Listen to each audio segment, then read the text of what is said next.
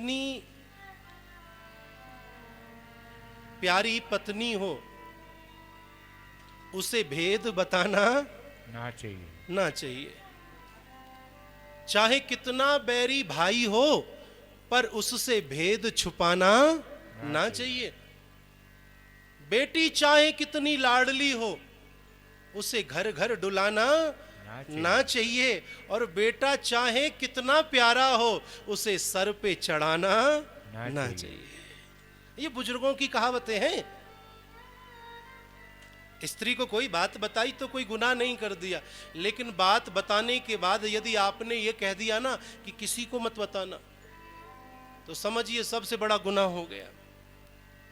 अभी हम कुराली में गए थे, हमने ये बात आजमा के देखी, हमारा मन नहीं लग रहा था।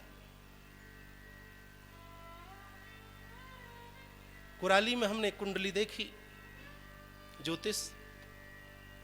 हमने कहा किसी से कहना मत। ओ महाराज, उसके बाद कम से कम हमने 30-40 जन्म कुंडली देखी। बोलिए जय श्री कृष्ण। तो हमने जब उनको ये बात बोली ना, तो हमें पता लग गया था कि भाई अब जाके बाहर प्रचार प्रसार हो जाएगा।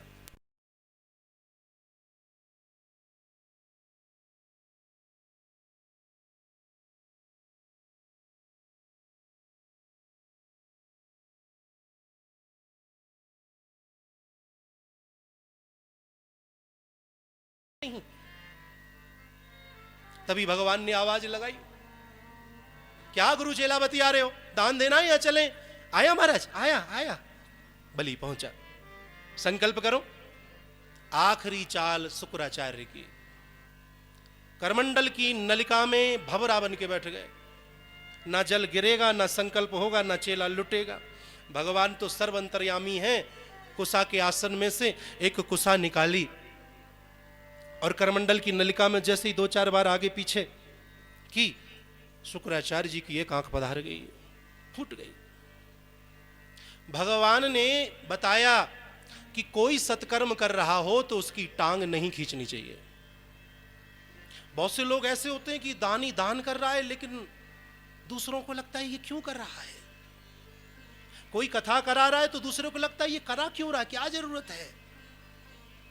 ऐसे लोगों की गति शुक्राचार्य की भांत होती है महाराज। उनकी आंख फूट जाती है, उनके हिये की फूट जाती है। और जिसकी एक बार हिये की फूट जाए महाराज, उसका जीवन धृतराष्ट्र जैसा ही हो जाता है।